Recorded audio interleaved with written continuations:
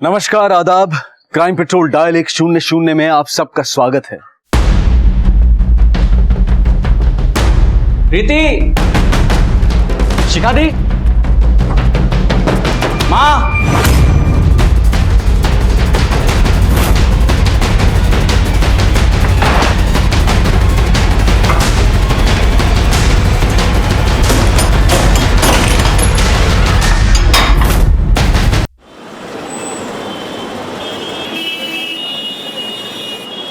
ये कैसी बातें कर रहे हो तुम लोग? बोला गए क्या? देखो, देखो मुझे तुम्हारी ये बकवास नहीं सुननी है। मुझे मेरा बेटा चाहिए बस। मुझे अच्छी तरह से पता है कि सनी तुम्हारे ही पास है। तुम्हारे मेरे बीच में जो भी हुआ सो हुआ, लेकिन मुझे और परेशान करना बंद कर दो, समझे? और चुपचाप मेरा सनी लौटा दो मुझे। मैं तुम्हें आखिरी मौका दे रहा हूँ, बता दो सनी कहाँ है, नहीं तो मुझसे बुरा कोई नहीं होगा। देखो, मेरा गुस्सा तेरे बेटे सनी पर मत निकालो, समझे? तो मुझे चुपचाप मेरा बेटा लौटा दो, नहीं तो मुझे मजबूरन पुलिस स्टेशन जाना पड़ेगा। जाओ पुलिस के पास जाओ, जो करना है करो, लेकिन एक बार पुलिस इन्वॉल्व हो गई तो तुम्हारे लिए अच्छा नहीं होगा।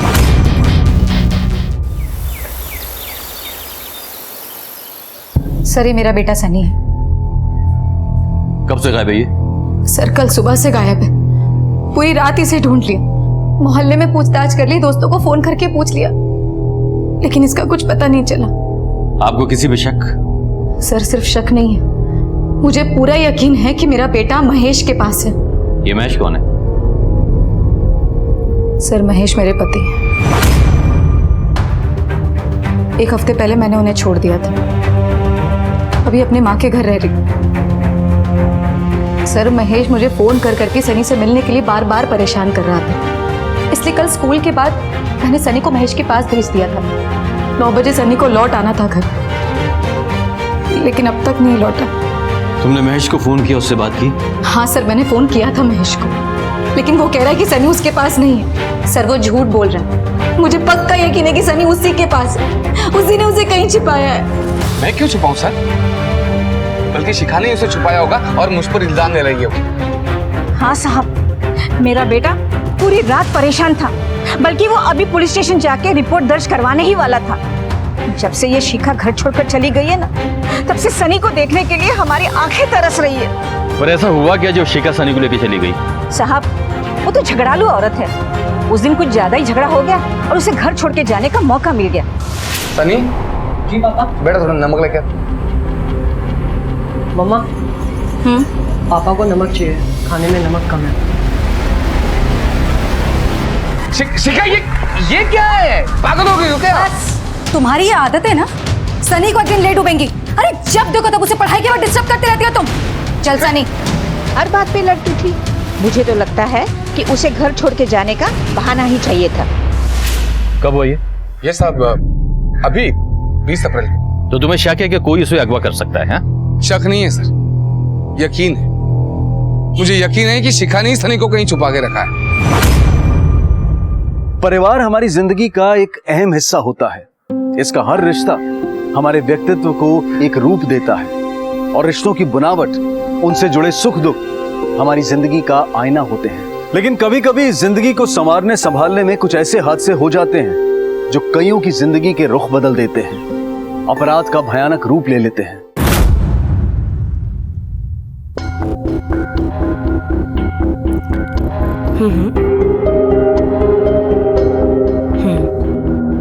यस,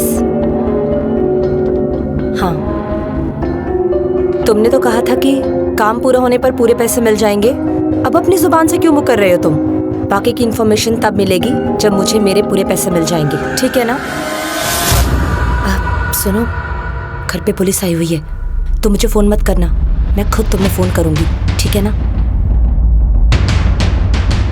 सर, 15 साल की लव मैरिज में एक दिन भी मेरी बेटी को वो महेश सुख नहीं दे पाया। बड़े बड़े वादे करके शादी तो कर ली उसने, लेकिन मेरी बेटी और नाती की जिंदगी बर्बाद करके रख दी। सर, केबल टीवी का बिजनेस है उसका, ना तो अच्छे पैसे कमाता है, ना ही बिजनेस को बढ़ोतरी कर रहा है। मेरी बहन ने काफी कोशिश की कि उसे अकल आ जाए, लेकिन वो है कि लड़ने के बहाने ढूंढता रहता है। सर, हमारे झगड़ों का असर हमारे बेटे सनी पर हो रहा था। उस दिन भी जब सनी का रिजल्ट आया तो वो एक बार फिर एग्जाम में फेल हो गया था, लेकिन इससे महेश को कोई फर्क नहीं पड़ता था। उस दिन मैंने सोच लिया था कि अगर आज मैंने कोई कदम नहीं उठाया तो मेरे बेटे का भविष्य भी उसके बाप की तरह हो जाएगा। इसलिए मैंने उस दिन महेश को डिवोर्स देने का फैसला लिया।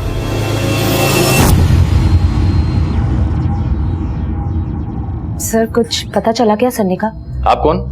सर ये मेरी वाइफ प्रीति है। आप लोग एक बात बताइए, कल सनी महेश के घर कब गया था?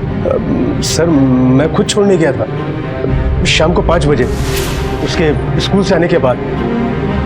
सुनियो, 2-3 घंटे बाद आता हूँ तुझे लेने को। ओके नानू। जा। शाम को जब लेने के लिए गया तो महेश ने कहा कि वो वहां आया ही नहीं।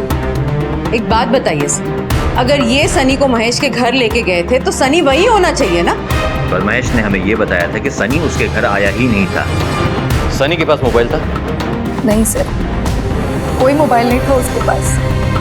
सर प्लीज मेरे बेटे को ढूंढिए। जैसे जैसे वक्त जा रहा मेरी घबराहट और बढ़ती जा रही है।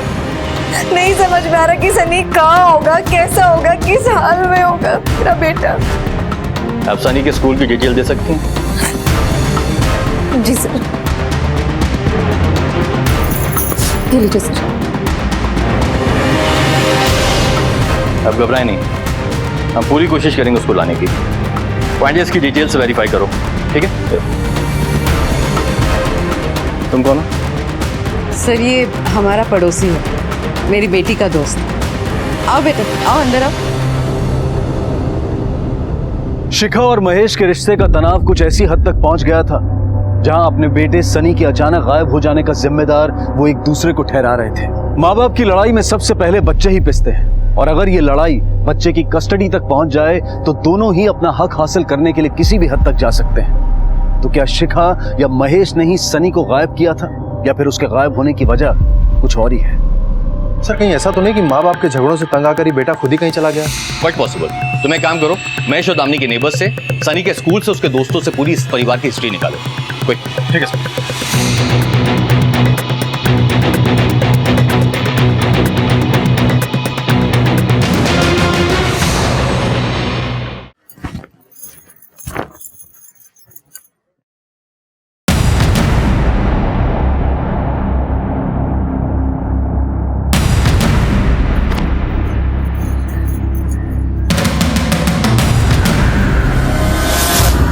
क्या है?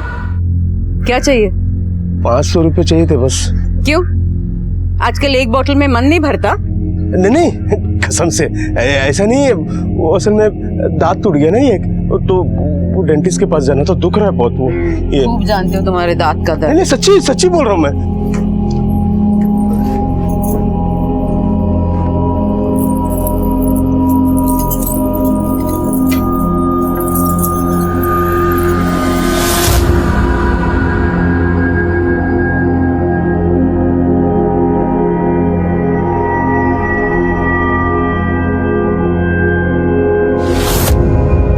आंखें ना जरा बचा के रखना, संदूक पे डागने की जरूरत नहीं है। अरे नहीं, मैं तो ऐसे ही वो। मिल गया ना पैसे? हाँ। जाओ।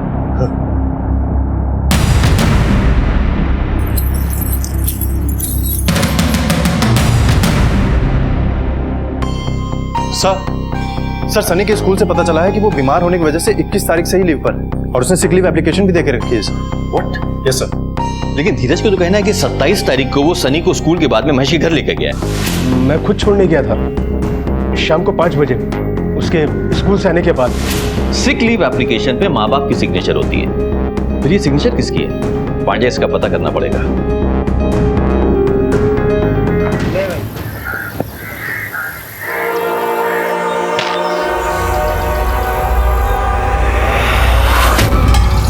सर ये देखिए, ये हैंडराइटिंग सनी की है। और ये सिग्नेचर?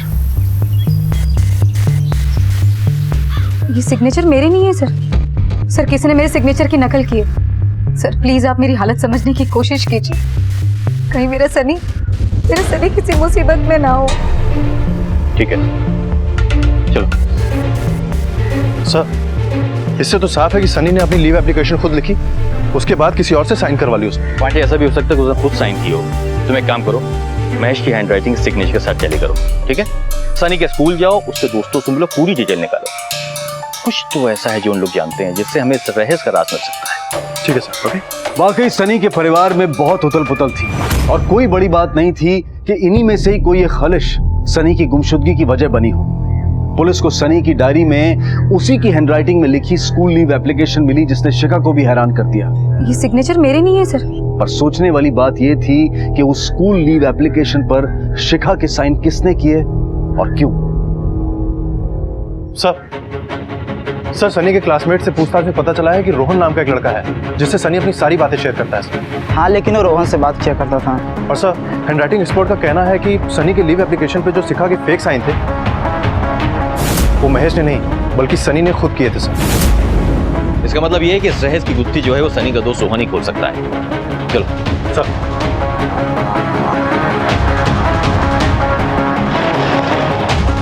सनी का है?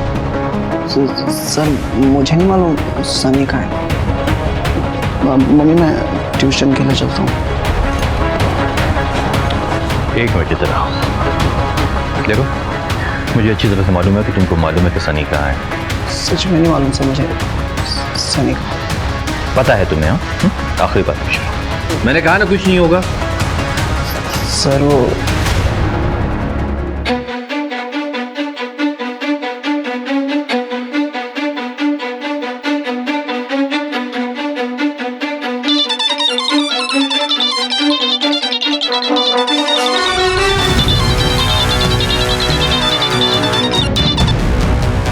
चलो अपनी बेटा, मैं चलती हूँ। हाँ, एग्जाम की तैयारी अच्छे से करना। बाय। अरे प्रीति, कहाँ जा रही हो? देख नहीं रहे, यूनिफॉर्म में हूँ। हाँ, लेकिन आज तो तुम्हारा ऑफ था ना। केरोसिस की तबीयत खराब हो गई थी, इसलिए उसकी जगह मुझे बुलाया। प्रीति, तुम्हें मालूम है ना अपनी के एग्जाम्स चल रहे हैं। एटलीस्ट अब तो रिप्लेसमेंट ड्यूटी मना कर सकती हो ना। कर सकती हूँ ना, अगर तुम्हारी कमाई अच्छी होती तो। एक मेडिकल रिप्रेजेंटेटिव की जॉब से ना दिल्ली जैसे शहर में अपनी बेटी का फ्यूचर सिक्योर नहीं कर सकते, और ना ही हम दोनों का फ्यूचर सिक्योर होगा। जब तक वो तुम्हारी फार्मेसी की दुकान खुलेगी ना, तब तक ना तो मैं कमाने लायक बचूंगी, ना ही तो। बस करो, जब देखो मुझे ताने मारती रहती हो। निकम्मा नहीं हूं मैं। तो शुक्र करो कि इस घर में टिकी हुई अब तक मैं। अगर तुम्हारी बहन की तरह होती ना, तो अब तक ये घर उजड़ चुका होता। अब हटो, मुझे देर हो रही है। जितना भी कमाता हो सफिशिएंट है हमारे लिए। सनी, सनी, सनी बच्चे, तू पागल हो गया? हाँ, यहाँ क्या कर रहा है? मम्मा कितना परेशान हो गई थी, पता है तुझे ढूंढते ढूंढते। चल अपना घर चल। कौन सा घर? बेटा सनी, 5 दिनों से आप स्कूल नहीं जा रहे हो। 1 हफ्ते से अपना घर छोड़कर तुम यहाँ पर पड़े हुए हो। क्या वजह है इसकी? सर मेरे मम्मी पापा हमेशा लड़ते रहते थे। मम्मी को पापा नहीं चाहिए थे, लेकिन मुझे मम्मी पापा दोनों के साथ रहना था। सर अगर मैं पापा के घर जाता तो मम्मी और नानी मुझे वहां से लेकर आ जाते। सर इसीलिए भागकर मैं यहाँ पर आ गया।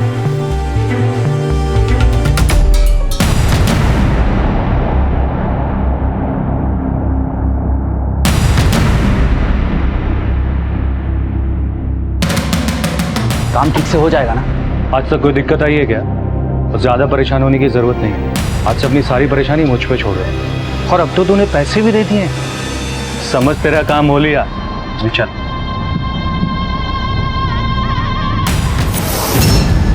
सनी बेटा, अब यही हमारा घर है। नहीं, अगर आप और पापा हमारे घर में एक साथ नहीं रह सकते तो मैं भी आप लोगों के साथ नहीं रहना चाहता, इसलिए भाग गया था मैं।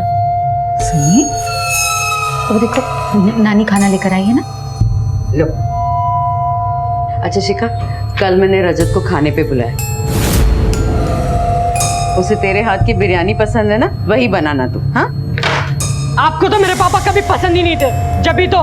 जब देखो आप मेरी मम्मी को मेरे पापा के खिलाफ भड़काती रहती थी। खुश है ना आप? हाँ सनी, मुझे तेरे पापा कभी पसंद नहीं आए। अगर शिखा जिद नहीं करती ना, तो अब तक वो रजत के साथ खुश रहती। लेकिन अब मैं उसकी जिंदगी बसा कर रहूंगी, और उसके लिए मुझे तेरी रजामंदी की कोई जरूरत नहीं है, समझा? मम्मी आप क्या कहती है कि ये हमारा घर है, इनकी वजह से आप और पापा लगे? इनकी वजह से आज हमारा कोई घर नहीं है। सनी ऐसा नहीं कहते। इन्होंने हमारी फैमिली को खत्म कर दिया। सच कहते हैं शिखा, खरबूजे को देखकर खरबूजा रंग बदलता है।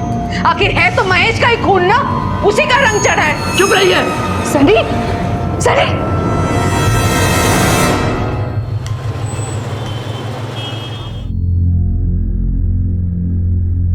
माँ, माँ, प्रीति, प्रीति,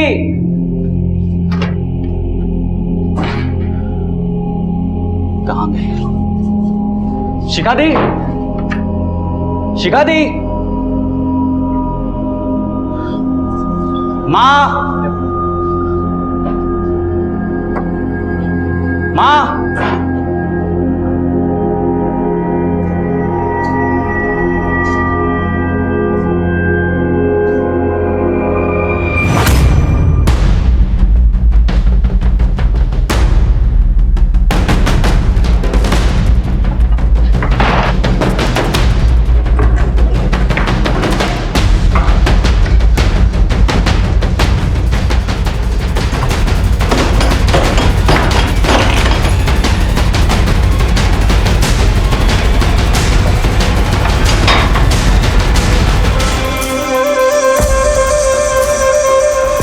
शिखा दीदी, माँ,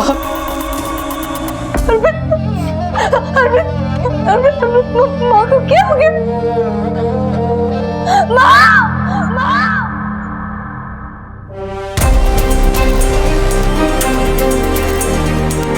आनंद, यस सर।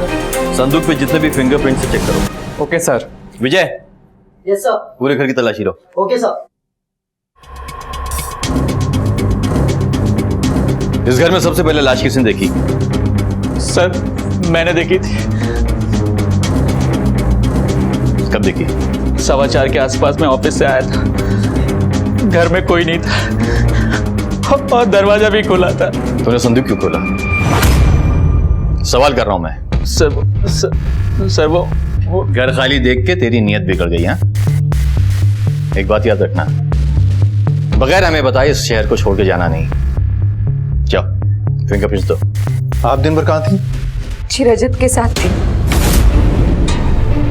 4:30 बजे घर वापस आ गई थी। मैं तो ट्रेनिंग के लिए ऑफिस गई हुई थी, तो 5 बजे घर वापस लौटी हूँ। मैं 4:45 तक स्कूल से आई थी। घर पे सिर्फ पापा और शिखा बुआ थे। सब मैं तो यहीं आस पड़ोस में था। फिर शिखा का फोन आया कि दामिनी के साथ ये 5:15 5:30 बजे तक मैं इधर आ गया। सर, स्कूल के बाद मैं पापा के साथ था और 6 बजे तक मैं यहाँ पहुँच गया। किसी ने दामिनी जी का बेरहमी के साथ में कत्ल किया, उनके पैसे और उनके जेवरात लेकर भाग गया। कमाल की बात तो ये है, घर में आने के लिए ना तो ही उसने दरवाजा तोड़ा और ना ही खिड़की से जबरदस्ती गाया। इससे साफ जाहिर होता है कि या तो उसके पास में डुप्लीकेट चाबी थी या फिर दामिनी जी ने उसको आने की दावत दी थी घर में।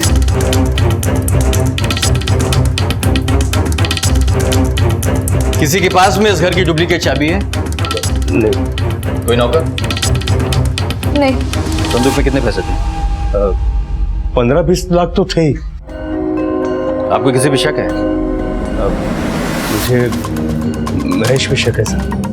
वो मतलब दोनों की बनती नहीं थी। सनी, सनी को आज हम खाना खिलाएंगे, है ना सनी? मेरे हाथ से खाओ। अरे सनी बेटा सुनो। सनी, सनी बेटा, पापा, कैसा है तू? ठीक तो है?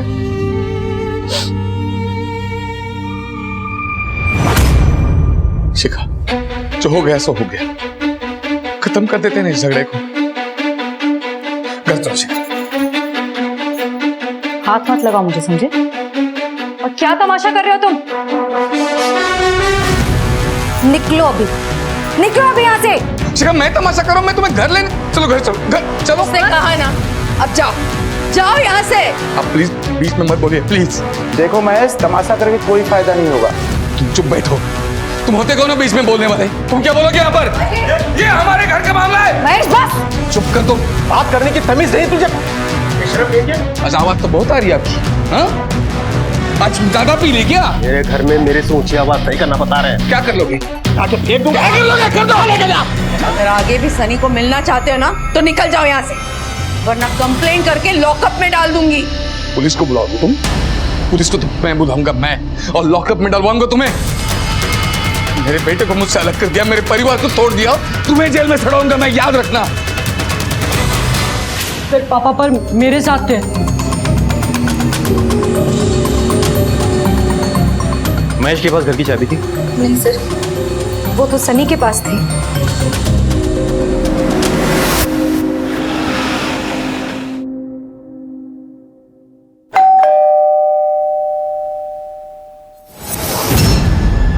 महेश है घर पे? जी सर। तेरा फोन क्यों नहीं लग रहा?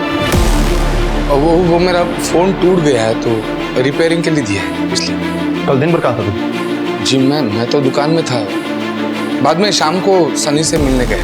कितने बजे? करीब 4 साढ़े 4 बजे। मिलने कहाँ गया था तू उससे? वो सर हम लोग पिक्चर देखने गए थे सर। चल मुझे भी बता, कैसी थी पिक्चर? क्या स्टोरी थी? कोई मर्डर वर्डर होता है कि नहीं उसमें? सर ये क्या बात कर रहे हो सर? सर अर्पित घर पे अकेला था, कहीं ऐसा तो नहीं कि उसने अपनी माँ को मार के पैसे निकाल लिए और अपने आप को बेगुनाह बताने के लिए ये सब खेल खेला? क्यों नहीं हो सकता पांडे? पैसे की लालच एक ऐसी लालच है जो इंसान से कुछ भी करवा सकती है। पूरे घर वालों की लोकेशन चेक करो। इस केस में सबसे इंपॉर्टेंट हमें जो पता करना है कि कत्ल कितने बजे हुआ है, तभी जाके हमको मालूम पड़ेगा कि हमारे शक के दायरे में कौन कौन है। ठीक है सर। दामिनी को किसी ने मौत के घाट उतार कर उसकी लाश को उसके ही संदूक में बंद कर दिया था। दामिनी एक साधारण गृहिणी थी, माँ थी। आखिर ऐसी महिला की हत्या कौन कर सकता है और क्यों? पैसा अक्सर रिश्तों में दरार लाता है, तो क्या वही कारण था दामिनी के कत्ल का, या फिर इस परिवार में कुछ और राज भी थे जो अब तक पुलिस की नजरों से छुपे हुए थे?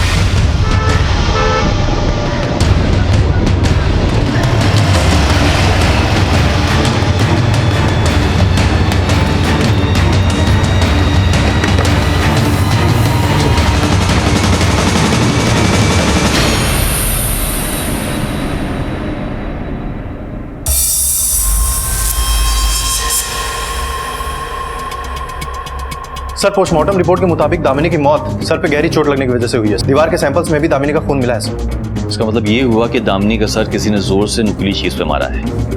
This seems to be an unplanned murder. Pandey, कातिल ना तो कोई हथियार लेकर आया और ना ही ये सोच के आया कि मर्डर करने के बाद में वो बॉडी को कहां छिपाएगा। कितने बजे हुआ ये? सर दोपहर में 1:30 से 2:30 बजे बीच में। घर वालों की लोकेशन चेक की? हाँ सर, मैंने घर वालों की भी लोकेशन चेक की और महेश की भी। सर इन सब के बीच में एक खास बात पता चली है। सर प्रीति ने हमसे झूठ बोला, उस दिन उसका कोई ट्रेनिंग सेशन नहीं था सर। मैं तो ट्रेनिंग के लिए ऑफिस गई हुई थी, तो 5 बजे घर वापस लौटी हूँ। इसका मतलब ये हुआ कि जिस वक्त ये कत्ल हुआ प्रीति कहीं आसपास नहीं घर के, राइट? नहीं सर, वो 3 बजे तक महिपालपुर में थी और 3:30 बजे तक पालम आई। फिर उसने झूठ क्यों बोला कि वो 5 बजे घर आई थी? तुम एक काम करो, फौरन उसे पुलिस स्टेशन लेकर आओ, राइट ना? ठीक है सर। मिस प्रीति, जिस दिन मर्डर हुआ है आपके कहने के हिसाब से आप 5 बजे अपने घर पे थी, लेकिन आपके फोन के रिकॉर्ड के हिसाब से आप 3:30 बजे ही पालम पहुंच गई। असली बात क्या है? सर मैं 3:30 बजे ही पालम पहुंच गई थी, लेकिन वो शॉपिंग करनी थी इसलिए मार्केट चली गई थी सर। घर से निकलने के बाद में आपने सिर्फ दिनेश को ही फोन किया, और जब हमने रिकॉर्ड चेक किया तो ये मालूम पड़ा कि आपकी बातचीत दिनेश से अक्सर हुआ करती है। रिश्ता क्या है दिनेश से आपका? सर वो मेरा कलीग है, वो एयरलाइंस के ग्राउंड ऑफिस में है सर। उस दिन बीच रास्ते में उसका कॉल आया कि आज ट्रेनिंग सेशन कैंसिल हो गया, तो इसलिए मैं अपने एक दोस्त को मिलने के लिए महिपालपुर में ही रुक गई थी सर। दोस्त से? यानी दिनेश से? सर वो सच तो यही है कि मैं महिपालपुर में ही रहता हूँ। प्रीति उस दिन मुझसे ही मिलने आई थी। क्यों? सर वो हम दोनों एक दूसरे से प्यार करते हैं।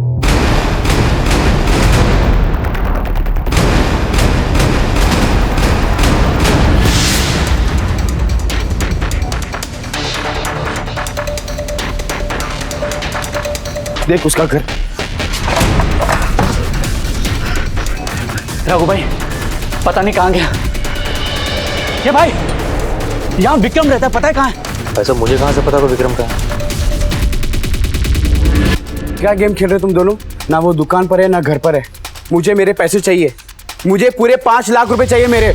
अगर नहीं दिया ना तो देख ले तेरा क्या हाल करता हूँ। आ जाते कहाँ से।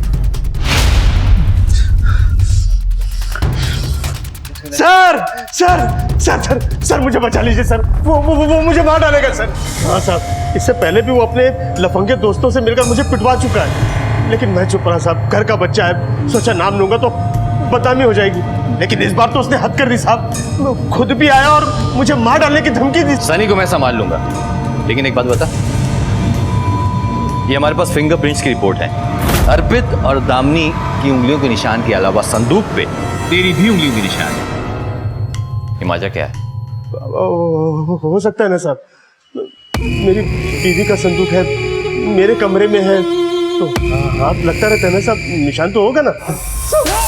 पुलिस को बेवकूफ समझता है। अच्छा हुआ तू यहाँ पर आ गया, वरना हम खुद तुझे उठाने वाले थे। जितना सवाल किया गया उसका जवाब दे, सच सच सब कुछ बता दे। मारना नहीं, मैं बताता हूँ साहब। वो संदूक से गहने और पैसे मैंने ही चुराए थे।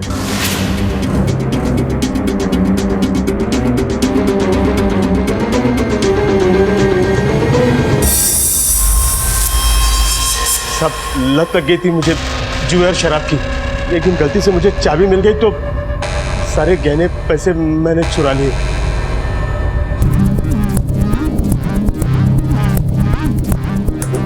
मैंने चोरी की है, लेकिन साहब खून मैंने नहीं किया।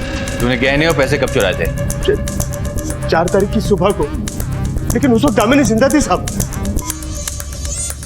सर कितनी अजीब बात है, अगर धीरज ने मर्डर के एक दिन पहले ही संदूक का सारा माल साफ कर दिया था, तो आखिर दामिनी का मर्डर कोई क्यों करेगा? अजय, ऐसा नहीं कि चोर मर्डर नहीं कर सकता, चोर मर्डर भी कर सकता है, लेकिन उसको सलाखों के पीछे डालने के लिए हमारे पास में पुख्ता सबूत चाहिए। लेकिन सर ऐसा भी तो हो सकता है ना कि ये धीरज सच कह रहा हो सकता है कि उसने सिर्फ चोरी की हो और खून किसी और ने, किसी ऐसे आदमी ने जिसको पैसों की सख्त जरूरत थी। तुम एक काम करो, ये धीरज है ना, इसके साथ साथ में अर्पित पे भी नजर रखो। Yes sir. हो सकता है इस कांड में बाप बेटों की मिली भगत हो। सर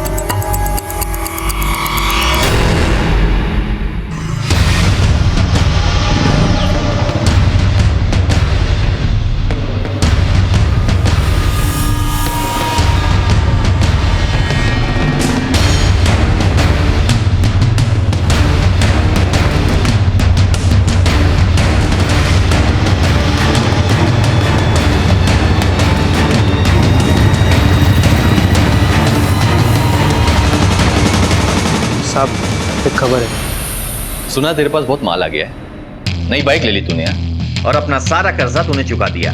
कहां से आए पैसे? कहां से आए तेरे पास? बोल। संदूक से तेरे बाप ने जो पैसे चुराए थे उसी का खेल है ना ये सब? बता दो। सच बता। सर, माँ के पास पैसे होने के बावजूद उन्होंने मुझे पैसे नहीं दिए। सर, वो सब पैसे संदूक वाले नहीं है। तो किसके पैसे? मैंने केमिस्ट शॉप डालने के लिए 5 लाख रघु से उधार लेके केमिस्ट वाले विक्रम को दिए थे, जो बाद में मेरे पैसे लेके फरार हो गया था। ये सारे पैसे मुझे मेरी बीबी प्रीति ने दिए कर्जा चुकाने के लिए। बहुत होशियार समझती है अपने आप को, मुझे ताने मारती थी और खुद काम के नाम पे मुझे धोखा दे रही थी। अर्पित मेरी बात तो सुनो, मैंने जो कुछ किया हम दोनों की भलाई के लिए। चुप, एक और शब्द नहीं, और आज के बाद तुम्हारी नौकरी बंद। प्रीति, मैं तुमसे बात कर रहा हूँ, सुनाई दे रहा तुम्हें?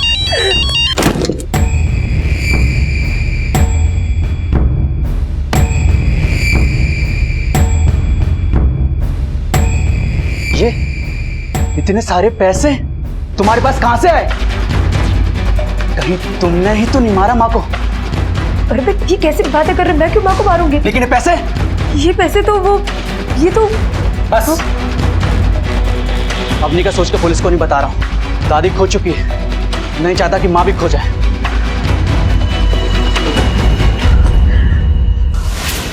वो तो मेरे पिछले 2-3 सालों की सेविंग्स थी जो मैंने अर्पित से छुपा के रखी थी। सर, मैंने वही अर्पित को दे दी ताकि वो रघु के पैसे लौटा सके। वाह प्रीति जी वाह। ये क्यों नहीं कहती कि अपने धोखेबाजी को छुपाने का मुआवजा दिया था तुमने अपने पति को, और तुम्हारे बेशर्म पति ने बड़े गर्व के साथ उस पैसे को रख भी लिया। नहीं सर, मैं सच कह रही हूँ सर, ऐसा ही था। ये प्रीति अपनी सेविंग्स का झूठ बोलकर हम पे गुमराह करने की कोशिश कर रही है। इस पे कड़ी नजर रखो पांडे, कोई ताज्जुब नहीं होगा कि इस एयर होस्टेस मैडम की एक अपनी गुप्त कहानी हो। ठीक है सर।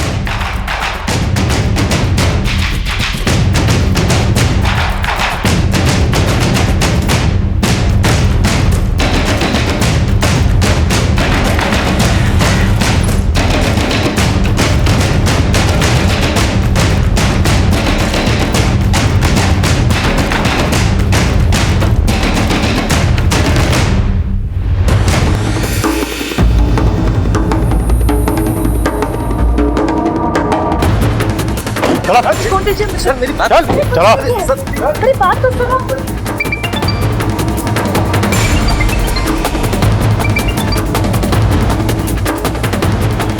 क्या इधर आ, एक्स्ट्रा मैरिटल अफेयर, हाँ, अय्याशी। सोना कहाँ से आया सर? कहाँ से आया सोना? ये पैसा कहाँ से है? राजे नहीं करते हो? मैं और प्रीति स्मगलिंग रिंग के लिए काम करते हैं सर। सर हम लोग दुबई से गोल्ड स्मगल करके भारत में बेचा करते थे। देख, आखिरी बार कह रहा हूँ, सच सच बता दे, वरना तुम दोनों की जिंदगी खराब हो जाएगी। सर मेरा यकीन करिए सर, मेरा अपनी सास की खून में कोई हाथ नहीं है सर। मैं स्मगलिंग अपना फ्यूचर और अपनी बच्ची का फ्यूचर सिक्योर करने के लिए करती थी। सिक्योर करने के लिए, बर्बाद करने के लिए? ये बात तुम दोनों को तब मालूम पड़ेगी जब तुम्हारी करतूतों की सजा कोर्ट तुमको सुनाएगा।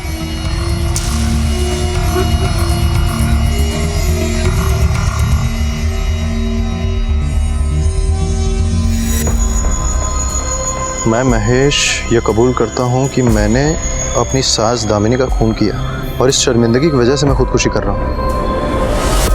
वाकई में इस परिवार और इससे जुड़े हादसों की गुत्थी उलझती जा रही थी।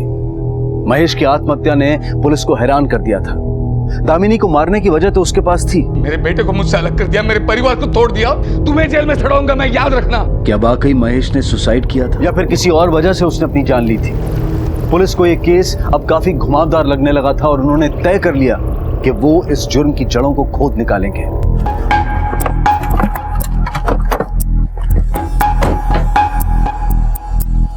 अब सर महेश का मर्डर हो गया। यस सर मैं उस लोकेशन पे भी गया था और ये सुसाइड नोट महेश की जेब से मिला है सर। और सर मैंने उस एरिया के आसपास के सीसीटीवी फुटेज भी मंगा लिए, वो मेरे पास ही है सर। पुलिस ने उस इलाके के सारे सीसीटीवी फुटेज खंगाले तो उन्हें एक चौंका देने वाला सच पता चला। सर ये तो मार्को से जंगल में फेंक दिया था सर। किसके लिए मारा तुमने? सर प्रीति के लिए सर, प्रीति के लिए, प्रीति के लिए सर।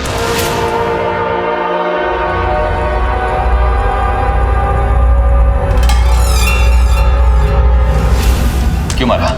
कुछ दिनों पहले जब मैंने आप लोगों को बताया था कि प्रीति और मेरा अफेयर है, उसके कुछ दिनों बाद से प्रीति ने मेरे साथ काम करना बंद कर दिया था। लेकिन एक दिन वो मेरे घर आई और मुझसे कहा कि महेश को मार डालो, और उसके बदले में वो दोबारा मेरे साथ स्मगलिंग करने को तैयार हो गई। सर मुझे डर था कि मैं अपनी सास दामिनी की खून के इन्वेस्टिगेशन में पकड़ी जा सकती थी, और मैं नहीं चाहती थी कि मेरी एक गलती मेरी बेटी के फ्यूचर को खराब कर दे। इसलिए मैं इस केस को जल्द से जल्द खत्म कर देना चाहती थी। पर तूने महेश को ही क्यों मारा? सर महेश मेरी सास दामिनी से नफरत करता था। उस दिन तो उसने घर पर आके उन्हें धमकी भी दी थी, और महेश से ना तो मेरा कोई डायरेक्ट कनेक्शन था और ना ही कोई लगाव। और दामिनी क्यों मारा? सर अर्पित कर्ज में डूबा हुआ था, वो उसको एक पैसा तक नहीं देती थी, और उसकी वजह से मुझे गलत काम करने पड़ रहे थे। पर मर्डर के टाइम तुम्हारी फोन की लोकेशन जो थी वो महिपालपुर थी। सर मैं दिनेश को 1 बजे मिली थी। मैंने अपना फोन दिनेश को दे दिया ताकि सबको लगे मैं महिपालपुर में।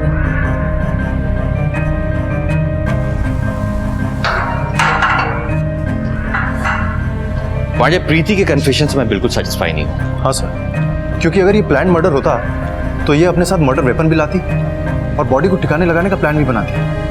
नहीं साहब, इसने जुर्म कबूल क्यों किया? देखो पांडे, इसमें 2 ही बात हो सकती है, या तो इसके ऊपर किसी का दबाव है या फिर ये किसी को बचा रही है।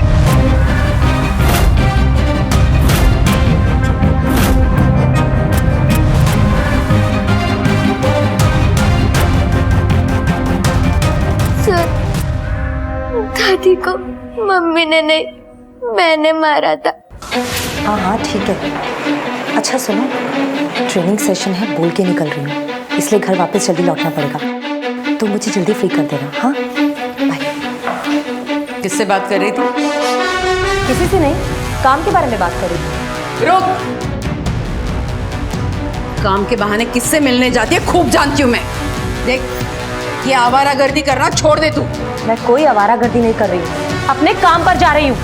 ये जो कुछ भी हो रहा है ना, आपकी वजह से हो रहा है। आप पैसों पर कुंडली जो मारकर बैठी हुई हैं। अगर मैं अर्पित को बताऊंगी ना तो धक्के मार के इस घर से बाहर निकाल देगा वो तुझे। आपने जिसको बताना है बता दीजिए, मुझे किसी का डर नहीं है। प्रीति, प्रीति रुक, अभी फोन करती हूँ अर्पित को।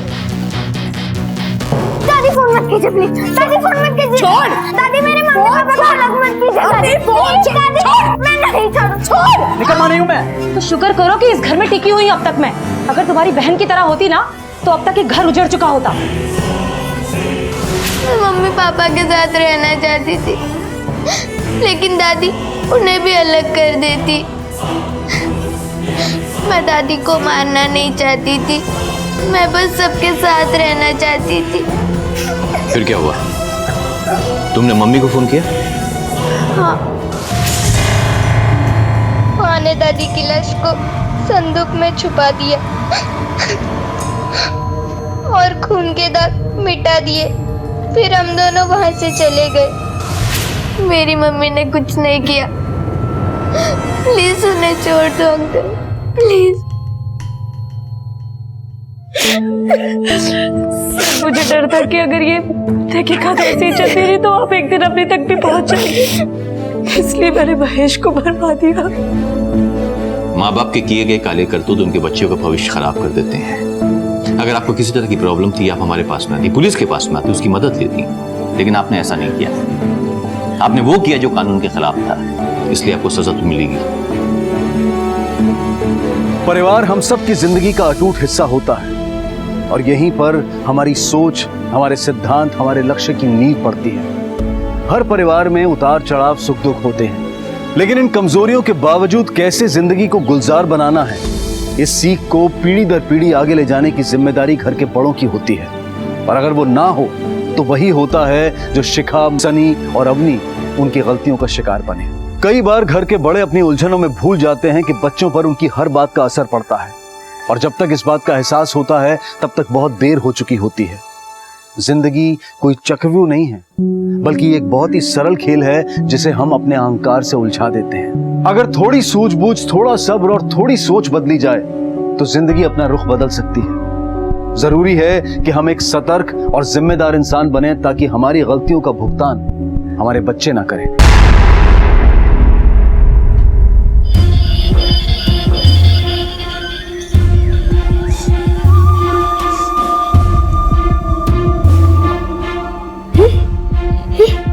ये देख, 1000 पॉइंट। अरे रुकिए, आप ऐसे अंदर नहीं जा सकते। अरे सर बिजी है, रुकिए। सर हमारी मीठी का कुछ अता पता नहीं है सर। एक मिनट, आराम से बताइए बात क्या है। सर हम हर जगह पे खोज रहे हैं मीठी को, हमें कहीं नहीं मिल रही मीठी। सर ये मीठी है कौन? सर मीठी मीठी हमारी बच्ची है सर। सर आप प्लीज उसे ढूंढिए सर, प्लीज। मम्मी, भैया जल्दी अंदर आओ। अरे क्या हुआ भैया? देखो। हाँ अरे सर, हमने रोज की तरह उसे नहलाया, तैयार किया और फिर सुला दिया।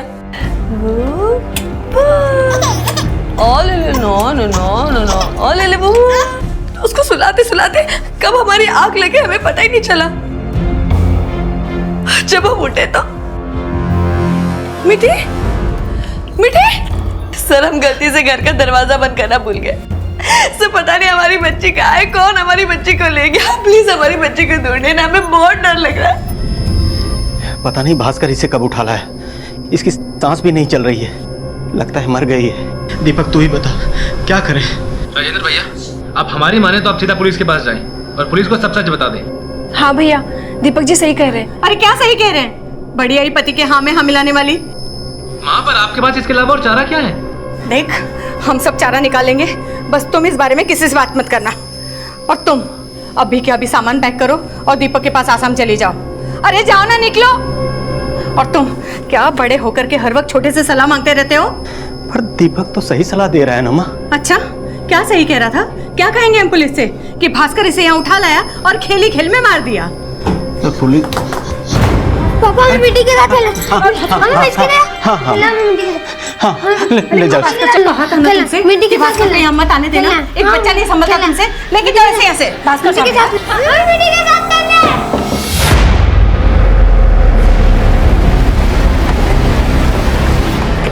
सर ये हमारा घर है, मिट्टी यहीं अंदर थी। निशा अंदर देखो तुम। शर्मा आसपास पूछताछ करवाओ, शायद किसी ने कुछ विटनेस किया हो।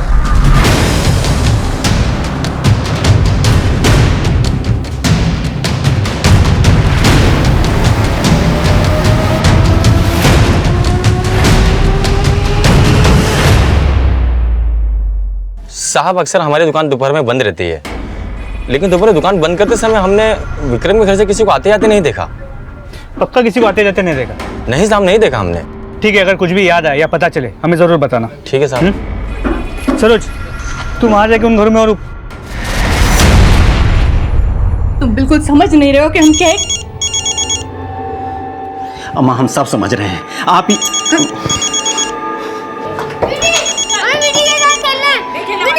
गरिमा जी अभी हम थोड़ा बिजी हैं, आपसे थोड़ी देर में बात करें?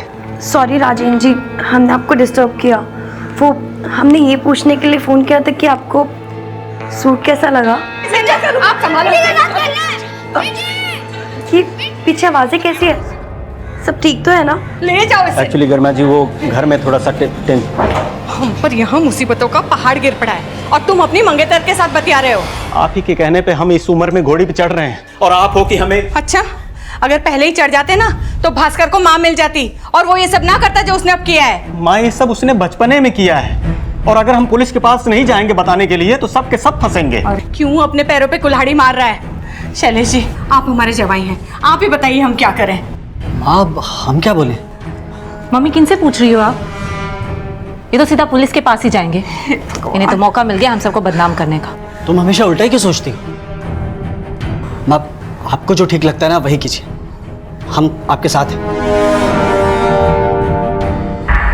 ये तो हमारी बच्ची को लेके जा रहे हैं। ये हमारी बच्ची। कौन हो सकता है ये? सर समझ नहीं आ रहा कि कौन हो सकता है ये। सर अभी अभी हनुमान चौक के बीच चौकी से फ़ोन आया था। इस आदमी को अपनी बाइक पे हनुमान चौक के एक सीसीटीवी कैमरा में कैप्चर किया गया। इसके साथ कोई बच्चा नहीं था, लेकिन इसके कंधे पे एक बैग था। हो सकता है उसने मिट्टी को उस बैग में रखा। उस सीसीटीवी कैमरा के फुटेज को मंगा लिया। सर हनुमान चौक हनुमान नगर में है ना? सर वहाँ मेरे पहले पति का घर है।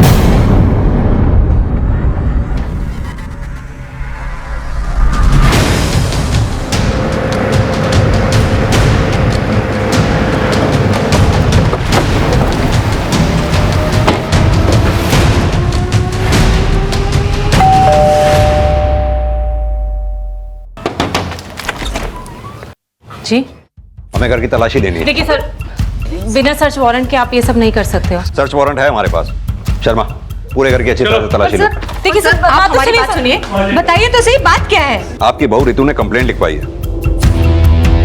उसे शक है कि उसकी बेटी मीठी आपके घर पे है। सर मीठी या नहीं है, रितु ने हम पे झूठा आरोप लगाया है। अब झूठा आरोप है या सच्चा ये तो हम पता लगा ही लेंगे। आप हमें अपना काम करने दीजिए।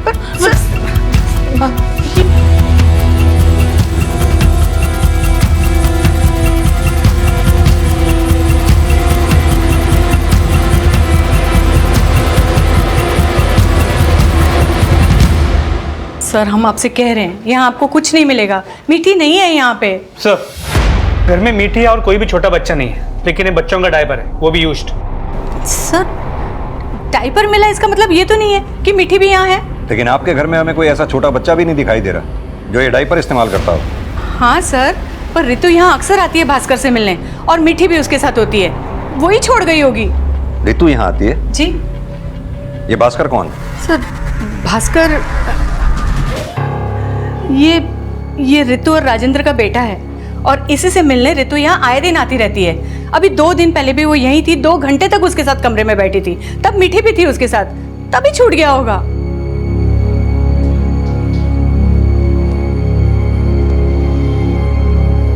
भास्कर बेटा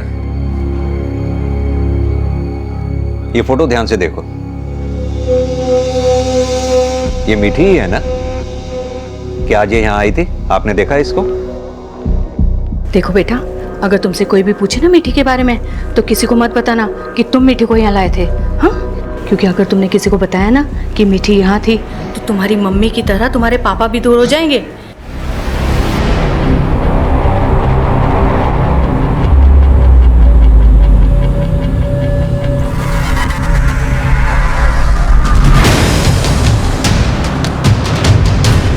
घबराओ नहीं बेटा।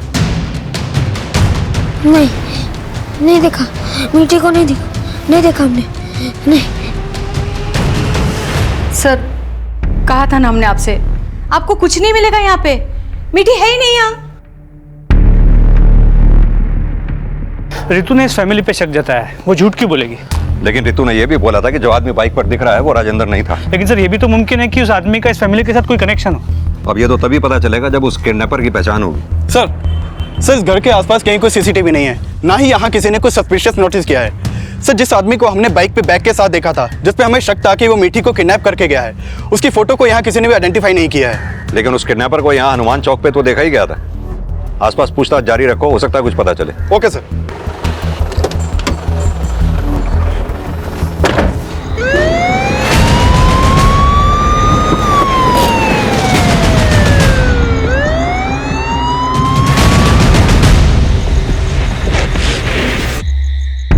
के नजदीक एक डंपिंग ग्राउंड से मिली। मिठी की हत्या दम घुटने से हुई, लेकिन यह हत्या किसने और किस इरादे से की थी, यह पुलिस के लिए भी एक रहस्य बन गया था। और पुलिस की कई कोशिशों के बावजूद इस राज से पर्दा नहीं उठ पाया था। और वक्त के साथ साथ मिठी की हत्या से जुड़ा यह राज राजेंद्र और उसके परिवार ने अपने सीने की गहराइयों में दफन कर लिया था और जिंदगी की नई शुरुआत में लग गए थे। लेकिन जिस घड़ी को वो एक नई शुरुआत समझ रहे थे, क्या वो वाकई में एक नई शुरुआत थी या फिर किसी अनहोनी की उल्टी गिनती शुरू हो चुकी थी? हाँ लगा दो भाई यहाँ पे, फिर बाद में यहाँ पे लाइटिंग छोड़ना है। हाँ और पिताजी लाइट्स के बाद मिठाई वालों को मैं फोन कर दूंगा। ए सुषमा, आ गए लोग, आओ। अरे दीपक जी आ गए आप लोग। अंकल जी आप परेशान मत होइए, अभी तो बस हमर चंचल ही आए हैं। नमस्ते भैया। नमस्ते। खुश। वो चाचा जी एक्चुअली हम लोग सीधा आसाम से आ रहे हैं। माँ जी ने कहा था कि हम लोग एयरपोर्ट से डायरेक्टली यहीं पहुँच जाएं, तो हम लोग यहीं आ गए। तो राजेंद्र जी कब तक आएंगे? जी भैया से हमारी एयरपोर्ट पे बात हुई थी, तो निकलने ही वाले थे, आने वाले होंगे वो भी। हाँ हाँ दीपक, हम लोग निकल रहे हैं। हाँ बोल दे उन लोग को बस 1 घंटे पहुंचने वाले हैं। हाँ भैया ठीक है, लेकिन आपने अपनी सेल्फी नहीं भेजी हमें अब तक। हाँ हाँ भेजता हूँ, तू टेंशन मत ले। अरे ये फोटो। अरे राम कहाँ रह गया? राम, अरे भाई ए राम इधर आओ। अरे भाई जब देखो फोन पे ही बतियाते रहते हो, आ जाओ जरा ये फोटो खींचो फटाफट। घर से फोन आ गया था। कोई बात नहीं। चलो लीजिए। चलो आप लोग गाड़ी में बैठो, आइए आ जाओ फटाफट बैठिए। साहब जी 1 मिनट। हाँ जल्दी बात करके आओ। ठीक। अरे सब लोग कितने अच्छे लग रहे हैं, है ना? लेकिन निशा दीदी नहीं दिख रही इसमें।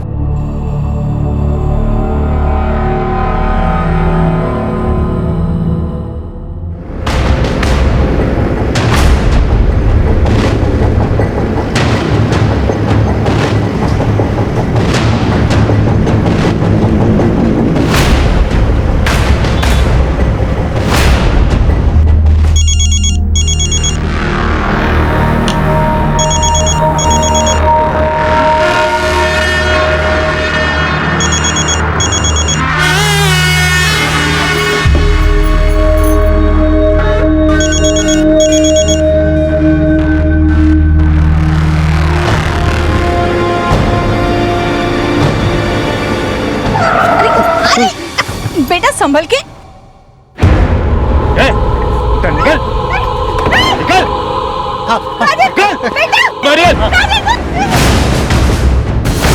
आप जिस नंबर को डायल कर रहे हैं वो इस समय स्विच ऑफ है। क्या हुआ दीपक जी, किसी से बात हुई क्या? नहीं, ना ही मम्मी का फोन लग रहा है, ना ही भैया का, ना ही शैलेश जी का। एक काम कीजिए ना, निशा दी का नंबर लगा लीजिए। नहीं, उनकी तबीयत खराब थी तो वो घर ही रुक गई हैं। दीपक जी क्या वो कुछ बात हुई उनसे? जी बात तो नहीं हो पाई है। हमें लगता है शायद वो रास्ता भटक गए होंगे। हम देख के आते हैं। हाँ आते हैं।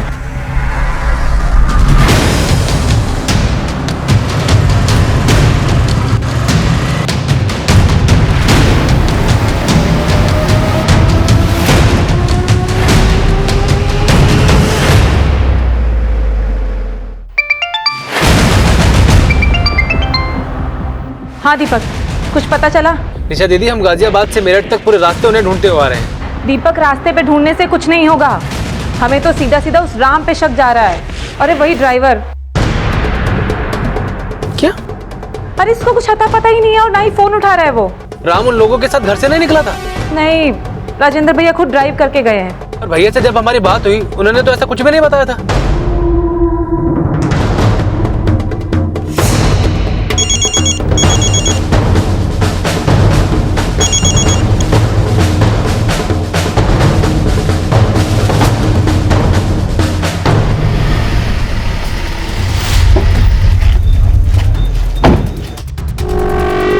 क्या नाम बताया आपने अपने भाई का? राजेंद्र शर्मा। आपका भाई राजेंद्र और आपकी माँ कमला हनुमान नगर में रहते हैं? जी सर। सर हमारे भाई के साथ उनके बेटे भास्कर, हमारी जीजा शैली जी और हमारी माँ थी। सर शाम 4 बजे वो लोग मेरठ से गाजियाबाद के लिए निकले थे। हम जानते हैं इन्हें। आपके भाई की पहली बीवी रितु ने मीठी के मर्डर का इल्जाम लगाया था इन पे। उसके घर वाले ये काम जरूर कर सकते सर, वो हमसे बहुत चिढ़ते थे। लेकिन तब आपसे मुलाकात नहीं हुई थी। हम मिलिट्री में है सर, फिलहाल आसाम में पोस्टिंग है। सर प्लीज हमारे भाई को ढूंढिए जल्दी। हम पता कर रहे हैं उन्हें। राजेंद्र की गाजियाबाद में कहाँ सगाई होने वाली थी? गाजियाबाद वैशाली में, करीमा भाभी के घर पे। और कौन सी गाड़ी से गए थे आपके भैया? सर व्हाइट कलर की एसयूवी थी, UP XX621D नंबर है सर। वो जब घर से निकल रहे थे तो ड्राइवर को कुछ काम आ गया, तो हमारे भाई खुद ही ड्राइव करके आ रहे थे। अब ड्राइवर को फोन कर रहा हूँ सर, उसका नंबर भी नहीं लग रहा है। ठीक है, ड्राइवर का नाम, फोन नंबर, एड्रेस तीनों दो हमें। हाँ जी सर।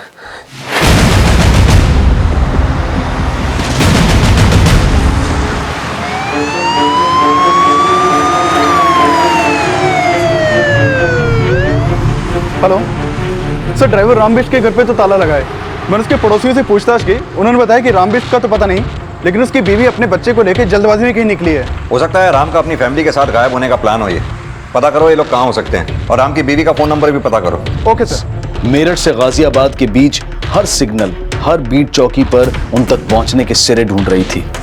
और इसी दौरान राजेंद्र का ड्राइवर राम बिष्ट मेरठ के एक सरकारी अस्पताल से गिरफ्तार कर लिया गया। कहाँ चला गया था? हमारी बेटी की तबीयत अचानक खराब हो गई थी साहब, इसलिए हॉस्पिटल चले गए थे साहब। ये लो, दीपक फिर से मजाक कर रहा है। साहब जी, हमारी बेटी की तबीयत बहुत बिगड़ गई है, हमारी बीवी उसको लेकर हॉस्पिटल गई है, हमको भी जाना पड़ेगा। कोई बात नहीं, तुम टेंशन मत लो, मैं खुद ही गाड़ी चला लूंगा। धन्यवाद साहब। एक काम करो, पैसे रख लो, और डॉक्टर क्या बोलता है बताना। जी बहुत बहुत धन्यवाद साहब जी। तूने अपना फोन क्यों बंद कर रखा था? साहब हमारा फोन चार्ज नहीं था साहब, उसकी बैटरी खत्म हो गई थी। लेकिन हम आपको एक बात बताना चाहते हैं साहब। क्या बात? शाम को 2 लोग बाइक से बार बार घर का चक्कर लगा रहे थे। लीजिए लीजिए। चलो आप लोग गाड़ी में बैठो, आइए। किसके घर का? राजेंद्र साहब का। कौन थे वो बाइक वाले? साहब वो लोग हेलमेट लगाए हुए थे, हम उनका चेहरा नहीं देख पाए और गाड़ी का नंबर भी नहीं देख पाए साहब, लेकिन हमको लग रहा था कि वो लोग घर पर नजर रखे हुए थे। तो तूने ये बात अपने साहब राजेंद्र को क्यों नहीं बताई? साहब बेटी की बीमारी को सुन के घबरा गए थे साहब, इसलिए हमको जल्दी जल्दी बताने का ध्यान नहीं रहा था साहब। कुछ छुपा तो नहीं रहा ना हमसे? नहीं साहब, कुछ भी नहीं छुपा रहे हैं साहब। ये ड्राइवर राम के कॉल रिकॉर्ड्स निकालो, इसकी आज की सारी एक्टिविटीज पता करो। हो सकता है इसका हॉस्पिटल जाना अपनी एलिबाई खड़ी करने की कोशिश हो। जी सर। सर राजेंद्र की गाड़ी आश्रम मेरठ से मोदी नगर गाजियाबाद रोड की तरफ आते हुए 2 सिग्नल की सीसीटीवी में कैप्चर हुई है। ये उसकी फुटेज। ये देखिए सर, 2 बाइक सवार लगातार राजेंद्र की गाड़ी का पीछा कर रहे हैं।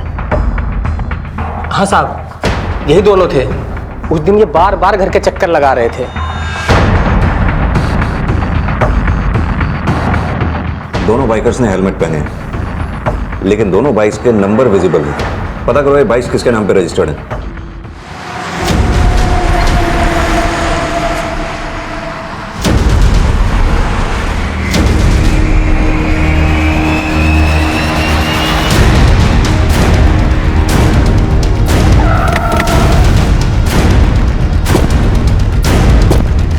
सब बच्चा जिंदा है।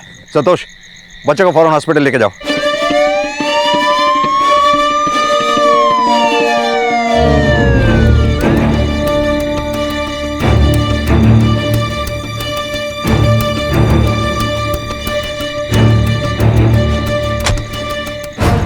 सर गाड़ी में कोई क्लू नहीं मिला, समझ में नहीं आ रहा किसने किया होगा। फॉरेंसिक टीम का क्या अपडेट है? Sir on the way. गाड़ी के अंदर हमें कुछ नहीं मिला, लेकिन गाड़ी के बाहर ये पतले से टायर के स्किड मार्क्स हैं। देखने से ऐसा लगता है किसी स्कूटर या बाइक ने इस गाड़ी को रोकने की कोशिश की है। सर क्या ये वो बाइकर्स हो सकते हैं जो गाड़ी का पीछा कर रहे हैं?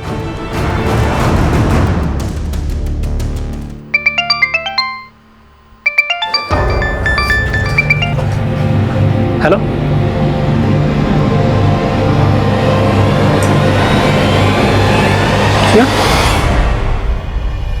क्या हुआ?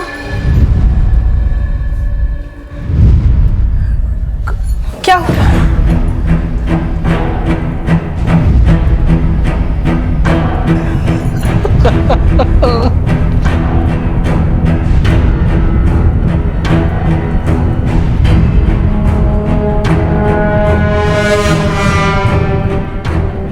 राजेंद्र की मां और जीजा को बेरहमी से मार दिया गया, तो फिर भास्कर के साथ ये दया क्यों दिखाई गई? ये सवाल बहुत जल्द इस केस की दिशा बदलने वाला था। जिन बाइक्स पर हमलावर राजेंद्र की गाड़ी का पीछा कर रहे थे, पुलिस को वो बाइक्स गाजियाबाद नोएडा रोड पर मिली और ये पता चला कि ये दोनों बाइक्स इस हमले को अंजाम देने के लिए चोरी की गई थी। शर्मा, ये लोग जो भी थे प्रोफेशनल किलर थे। जरूर उन्होंने राजेंद्र के घर वालों को मारने की सुपारी ली होगी। लेकिन सर घर वालों में राजेंद्र के भाई और बहन दीपक और निशा और दीपक की बीवी चंचल क्यों नहीं थी? मेरा मतलब है राजेंद्र अपनी सगाई के लिए जा रहा था, लेकिन निशा अपने घर पे बैठी हुई थी। दीपक और चंचल गाजियाबाद में गरिमा के घर पे थे। सर दीपक और उसके परिवार वाले आए हैं, आपसे मिलना चाहते हैं। भेजो। सर हम और चंचल आसाम से राजेंद्र भाई की सगाई के लिए आए थे। एयरपोर्ट पे उतरे तो माँ का फोन आया। माँ ने कहा हम सीधा गरिमा के घर चले जाएं। लेकिन आप तो मेरठ में ही थी, फिर आप अपने भाई की सगाई में क्यों नहीं जा रही थी?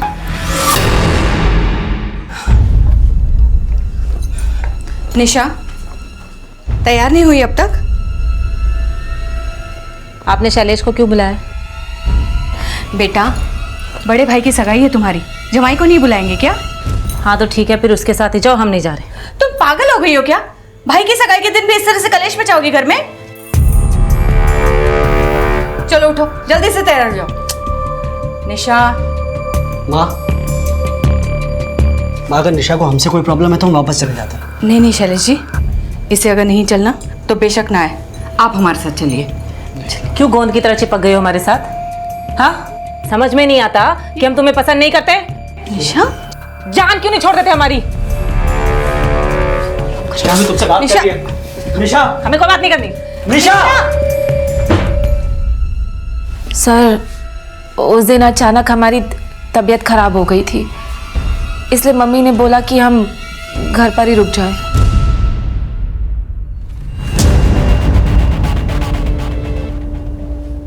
आप लोगों को किसी पे शक जो आपके परिवार वालों को मरवा दे? सर, हमें उस ऋतु पर शक हो रहा है, उसी ने मरवाया होगा हमारे घर वालों को। ऋतु आपके भाई राजेंद्र की पहली बीवी? जी हाँ सर। सर, ऋतु हमेशा से हमसे चिढ़ती आई है, उसे लगता है कि मीठी को भी हमने ही मरवाया है। कहाँ ले जा रही हो इसे? तुम लोगों ने मीठी को मारा है और अब हमारा बच्चा हत्यारों के साथ नहीं रहेगा। क्या पता कल को तुम इसे भी मार दो। पागल हो गई हो तुम? हम मारेंगे भास्कर को? हाँ, तुम भूल गई हो, तुमने छोड़ के गई थी इसे और कोर्ट ने इसकी जिम्मेदारी हम पर सौंपी है। तुम इसे नहीं ले जा सकती। ठीक है, लेकिन चाहे जो भी हो जाए, हम हमारे बच्चे को यहाँ से लेकर ही जाएंगे और ये भी साबित कर देंगे कि मीठी को तुम लोगों ने ही मारा। लेकिन सर, वो कुछ साबित ही नहीं कर पाई। शायद इसी फ्रस्ट्रेशन में ऋतु ने हमारे घर वालों को मरवाया हो। लेकिन ऐसा क्या हुआ था जो ऋतु और राजेंद्र में डाइवोर्स हो गया? सर डाइवोर्स ऋतु भाभी ने मांगा था राजेंद्र भैया से। सर, उन्होंने राजेंद्र भैया से शादी तो कर ली, लेकिन उन्हें कभी पसंद नहीं किया। हमारी कुंडली जरूर मिल गई, लेकिन तुम बिल्कुल भी वैसे पति नहीं हो जैसा हम चाहते थे। जब हम पसंद नहीं थे तो शादी के लिए हाँ क्यों बोली? हमारे घर वालों के सामने हमारी नहीं चली और हमें लगा था कि शादी के बाद हम तुम्हें बदल देंगे, लेकिन तुमने तो अब तक कपड़े पहनने का भी सलीका नहीं सीखा। भैया अपना दर्द हमसे शेयर किया करते थे। माँ को लगता था कि भास्कर के पैदा हो जाने के बाद सब ठीक हो जाएगा, लेकिन सर सच ये था कि ऋतु भाभी का पहले से ही विक्रम के साथ अफेयर था। सर, ऋतु भाभी ने विक्रम के लिए भैया को ही नहीं बल्कि भास्कर को भी छोड़ दिया था। भैया बुरी तरह से टूट गए थे सर। भैया ने अपने आंसू कभी भी किसी को नहीं दिखाए और सब कुछ भूलकर अपने आप को बिजनेस में एंगेज कर लिया। अभी थोड़े टाइम पहले ही माँ ने भैया के लिए गरिमा भाभी को पसंद किया। तो राजेंद्र और गरिमा की एंगेजमेंट दोनों फैमिलीज की रजामंदी से हो रही थी? जी सर। गरिमा हमारी जनरेशन तुमसे 20 साल पीछे है। मतलब तुम्हारी एज 22 की है और हम 42 के हैं। तुम्हें इस शादी से कोई प्रॉब्लम तो नहीं है ना? हमें कोई प्रॉब्लम नहीं है। अगर आपको है तो आप बता दीजिए। एक है। क्या? माँ ने तुमसे बताया होगा कि भास्कर, क्या तुम एक 10 साल के बच्चे की माँ कहलाना पसंद करोगी? आपने बिल्कुल सही कहा था। हमारी और आपके जनरेशन में वाकई बहुत फर्क है। पर पता है आपको, आपके जनरेशन के लोग उम्र के बारे में बहुत सोचते हैं, पर हमारी जनरेशन में ये सब बातें ओल्ड फैशन कहलाती है। हमारे लिए ये बातें कोई मायने नहीं रखती।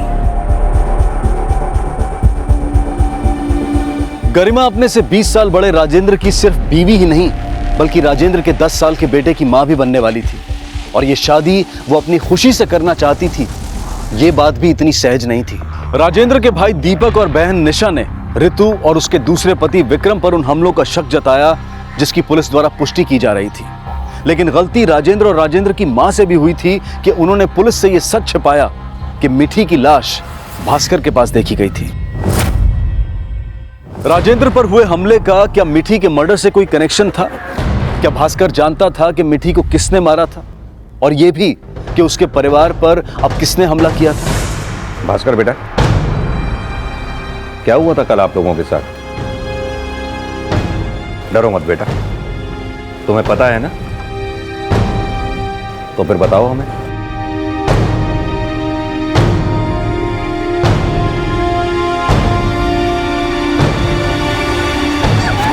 अरे बेटा संभल के। दो बाइक वाले आके सबको मार दिया सबको।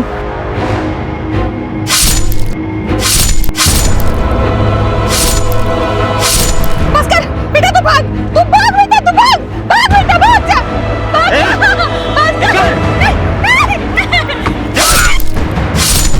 पर हम वहां से भाग गए। बच्चे को छोड़ी तो पुलिस आ जाएगी, फंसेगा। चल जल्दी, चल।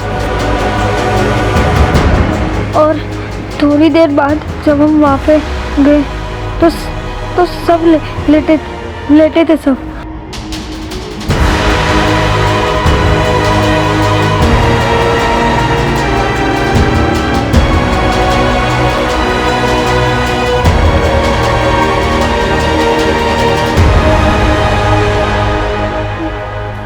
बहुत गंदे थे वो बहुत। बेटा आपने देखा उन बाइक वालों को? हेलमेट पहना था उन्होंने? दोनों ने?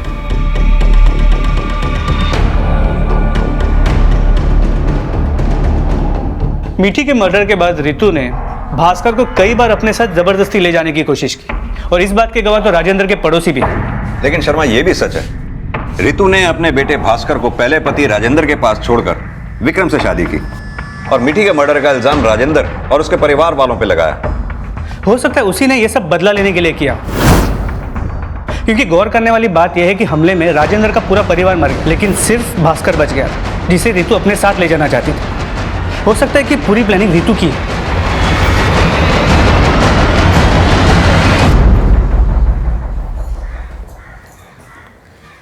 भास्कर, लो कुछ खा लो। ये लो थोड़ा खा लो। नहीं पापा चाहिए। हाँ पापा के पास लेके चलेंगे, पहले थोड़ा खा लो। नहीं अच्छा थोड़ा सा तो खा लो, थोड़ा खा लो। तू वैसे ही इतना परेशान है, मुझे और परेशान कर रही है। हाँ तो क्या करे, परेशान कर रखा है इसने, खा ही नहीं रहा है। रितु को बोले इसे लेके जाए, वैसे भी उसी का बेटा है ना ये। पागल हो गई, अब जानती है ना उसे इसकी कोई परवाह नहीं है। तो हमें भी कोई परवाह नहीं है। तुम्हें जो करना है करो, बट हम नहीं संभालेंगे इसे। बेटा, पापा को पता पड़ेगा आपने खाना नहीं खाया तो नाराज होंगे ना पापा। हमारे साथ थोड़ा सा खा लीजिए। हाँ, आओ थोड़ा सा खाते हैं, फिर पापा के पास चलेंगे, ठीक है? हाँ?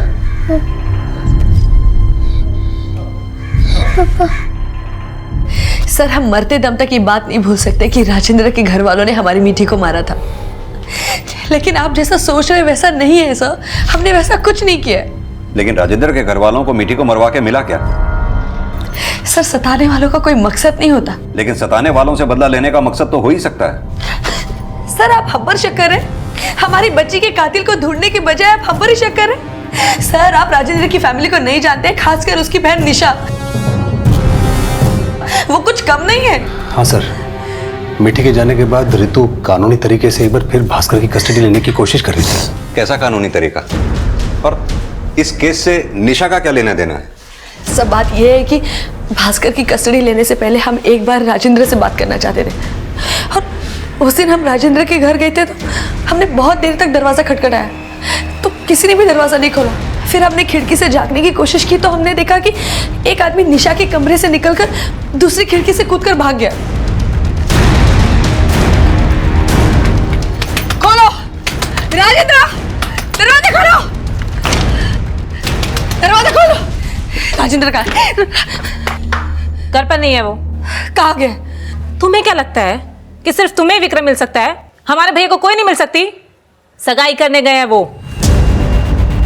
चलो अब जाओ, यहाँ पर दिमाग मत खराब करो, चलो।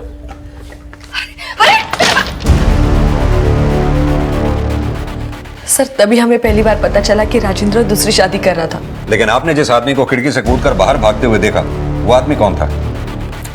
सर, हमने उसकी शक्ल तो नहीं देखी, लेकिन सर जरूर वो निशा का कोई आशिक होगा। आशिक? सर, हमने उस घर में काफी वक्त बिताया और हम निशा को अच्छी तरह से जानते। उसके अपने पति से बिल्कुल भी नहीं जमती थी, इसलिए वो हमेशा मायके में आके पड़ी रहती थी। और माँ जी तो हमेशा उसका घर बसाने की कोशिश करती थी। सर, हमें तो शक है कि निशा और उसके आशिक ने मिलकर ही शैलेश को मारने की कोशिश की हो और माँ जी और राजेंद्र बलि का बकरा बन गए हो। लेकिन भास्कर तो बच गया। सर, हम वही तो शुक्र मना रहे हैं कि हमारा बच्चा बच गया, लेकिन हम हमारे भास्कर को वहां नहीं रहने देंगे। वो अब हमारे साथ रहेगा। सर, बुआ, बाथरूम जाना। देखो, हमारा मूड मत खराब करो, अपने आप चले जाओ। जाओ बाथरूम जाना। बोला ना, अपने आप चल जाओ। चंचल, इसे बाथरूम लेके जाओ।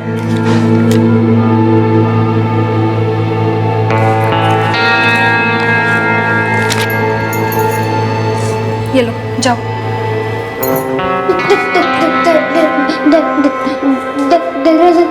अच्छा ठीक है, नहीं कर रहे, जाओ।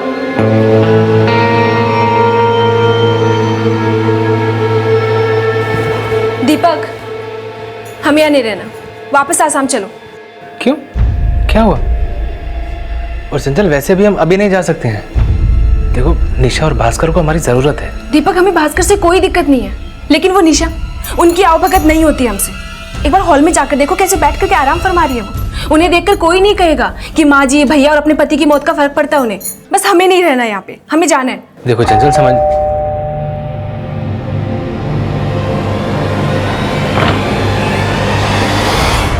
निशा जी, आपको हमारे साथ पुलिस स्टेशन चलना होगा। Police station? जी।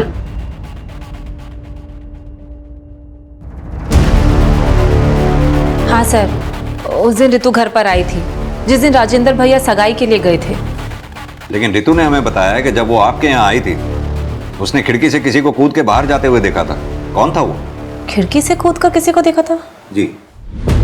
जब हम राजेंद्र भैया को फोन लगा रहे थे, तभी हमने खिड़की से आवाज सुनी। जैसे ही हम खिड़की की तरफ बढ़े, तभी डोरबेल बज गई और हमने देखा कि रितु आई हुई है। दरवाजा खोलो। राजेंद्र का घर पर नहीं है वो। लेकिन रितु ने तो बोला वो तुम्हारा लवर था। सर, उस रितु का दिमाग खराब हो गया है। कुछ छिपा तो नहीं रही ना आप हमसे? लेकिन सर, निशा दीदी आपसे क्यों छुपाएंगे कुछ? लेकिन आपकी निशा दीदी ने ये बात हमें पहले बताई भी तो नहीं। सर हमने किसी को देखा थोड़ी ना था, हमें लगा कि हमारा वहम है। लेकिन सर अब लग रहा है कि शायद रितु ने ही भेजा हो। वहां वो मम्मी और भैया को मरवा रही होगी और यहाँ घर पर हमारा मर्डर करवाना चाहती हो। शर्मा, मान लो कि निशा ये सच कह रही है, उधर राजेंद्र और उसके घर वालों पे हमला हो रहा था और इधर निशा पे। सर क्या गारंटी कि निशा सच बोल रही है? ये निशा, रितु और विक्रम तीनों के कॉल रिकॉर्ड्स दोबारा से चेक करो, तीनों पे नजर रखो। सर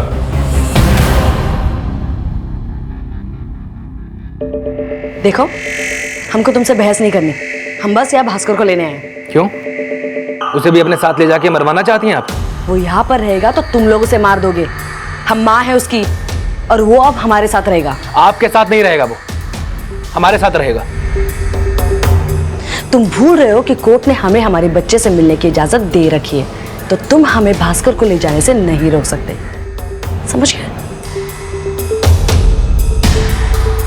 तो ठीक है, अब पहले की तरह उसे थोड़ी देर के लिए अपने साथ लेके जा सकते हैं, लेकिन आपको वापस उसे यहीं लाना होगा। और देखिए प्लीज, उसे आप वो सब बातें फिर याद मत दिलाइएगा। उसे अभी भी लगता है कि उसके पापा और दादी वापस आएंगे। उसे सच बता के आप परेशान मत कीजिएगा प्लीज। ठीक है। भास्कर बेटा आओ।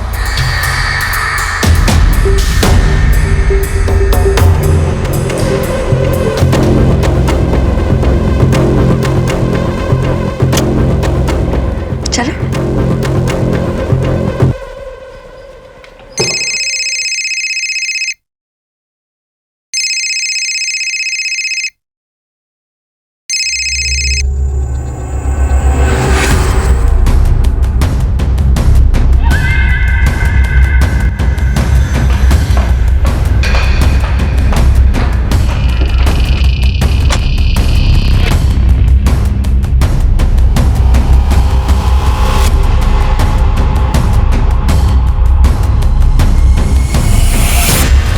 सर, विक्रम के कॉल रिकॉर्ड से पता चला कि पिछले कुछ दिनों से वो भगत से काफी बात कर रहा था। ये भगत है कौन? सर एक हिस्ट्री शीटर है, इसे लोग शेरा के नाम से भी जानते हैं। 2 बार चोरी के लिए जेल भी जा चुका है। हो सकता है कि रितु और विक्रम ने इस कांड के लिए भगत को सुपारी दी हो। पता करो ये भगत इस वक्त होगा कहाँ, और ये रितु और विक्रम दोनों को लेके आओ। सर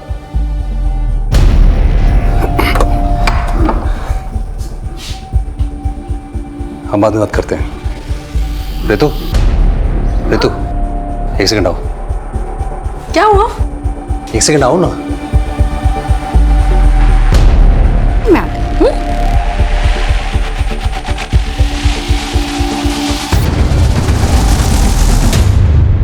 हाँ? तुम भास्कर को यहाँ पर क्यों लेकर आई हो? विक्रम कैसी बातें कर रहे हो? वो हमारा बच्चा है। हमारा बच्चा नहीं है, तुम्हारा बच्चा है। मीठी हमारी बच्ची थी जिसे इसके बाप और उसके घर वालों ने। भास्कर? मिठी की किडनैपिंग और फिर हत्या से शुरू हुआ यह केस राजेंद्र की मां और जीजा शैलेश की हत्या के बाद अब भास्कर की किडनैपिंग से भी जुड़ गया। यह साफ था कि भास्कर मिठी के साथ हुए अपराध की लीड दे सकता था।